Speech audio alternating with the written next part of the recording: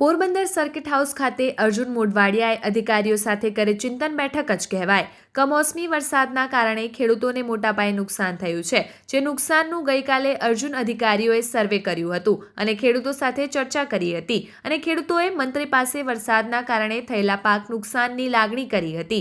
હાલ Porbandar circuit house ખાતે જિલ્લા કલેક્ટર, કમિશનર, મામલતદાર, મહાનગરપાલિકા, જિલ્લા પંચાયત સહિતના અધિકારીઓ સાથે બેઠક કરી ખેડૂતોને કઈ રીતે ન્યાય મળે અને ખેડૂતોને કઈ રીતે સહાય મળશે તે તમામ બાબતોને લઈ ચર્ચા કરવામાં આવી રહી છે. જો કે આ બેઠક બાદ અધિકારીઓએ કઈ રીતે નિર્ણય લેશે અને ખેડૂતોને વરસાદના કારણે પાક નુકસાન વળતર કેવી રીતે મળે તેની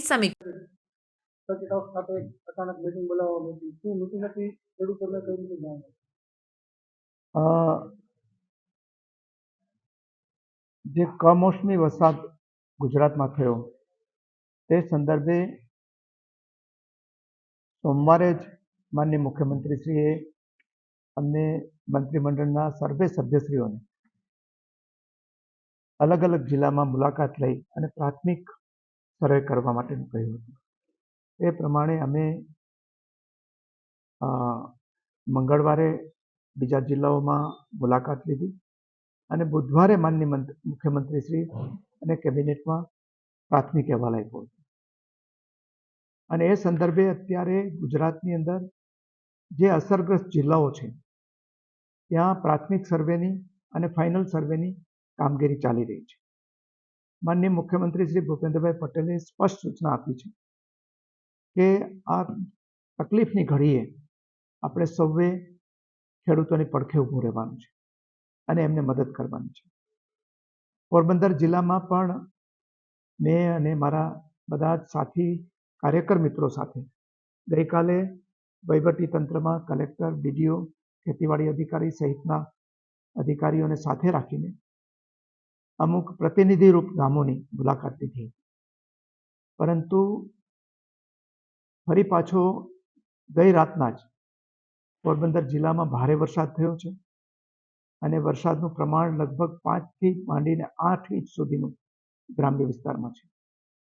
એને કારણે ખેડૂતોને જે કંઈ થોડી ઘણી આશા હતી કે અમુક પાક બચી જશે એ પણ હવે એમાં પણ મુશ્કેલીઓ ઊભી થઈ છે અને જે તૈયાર પાક ખેતરમાં પડેલો હતો એમાં મોટે પાયે નુકસાન થયું છે. એ સંદર્ભે આજે વહીવટી તંત્ર સાથે તાકીદની બેઠક બોલાવી અને એમની સાથે ચર્ચા કરી છે અને આગળનો સર્વે તાકીદે પૂરો થઈ જાય, ઓફલાઈન સર્વે પૂરો થઈ જાય.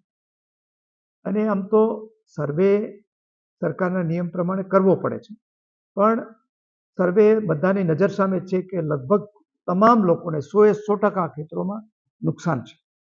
એટલે એ બાબતે વધારે ટીમની જરૂર પડે તો ટીમ બોલાવવાનું અને કામગીરી જલ્દીથી પૂરી થાય એ માટે વહીવટી તંત્રને સૂચના આપી છે અને એ પ્રમાણે આગળની કાર્યવાહી ટૂંક સમયમાં પૂર્ણ કરવામાં આવશે. ખેડૂતો અને માલધારીઓને ઘાસના પણ પ્રશ્નો ઊભા થવાના છે એટલે વહીવટી તંત્રને એ બાબતે પણ સૂચના અપાઈ છે કે જલ્દીથી ઘાસની માગણી કરીને જે માલધારી કે પશુપાલકો કે ખેડૂતોને ઘાસની જરૂર હોય તો એ ઘાસની પણ વ્યવસ્થા કરવા માટે અહીંયાથી સૂચના અપાઈ છે. એ સિવાય કોઈ પણ ફરિયાદ આવે આ કમોસમી વરસાદને લગતી તો બહુ મંજૂરીઓની રાહ જોયા વગર તાકીદે પગલાં લેવા માટે પણ આજની બેઠકમાં ચર્ચા થઈ છે અને એ પ્રમાણે સૂચના અપાઈ છે.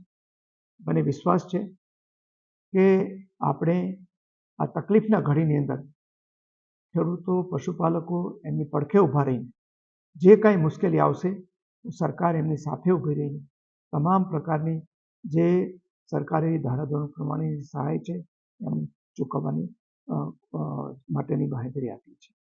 મગફળી સિવાય અન્ય કયા કયા પાક છે કે જેમાં નુકસાન ગયું હોય?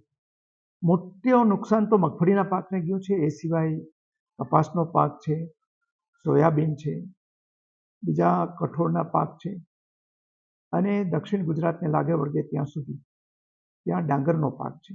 આ પ્રકારના પાકોની અંદર ત્યાં નુકસાન ગયું છે. કેટલા હેક્ટર પાકમાં નુકસાન છે?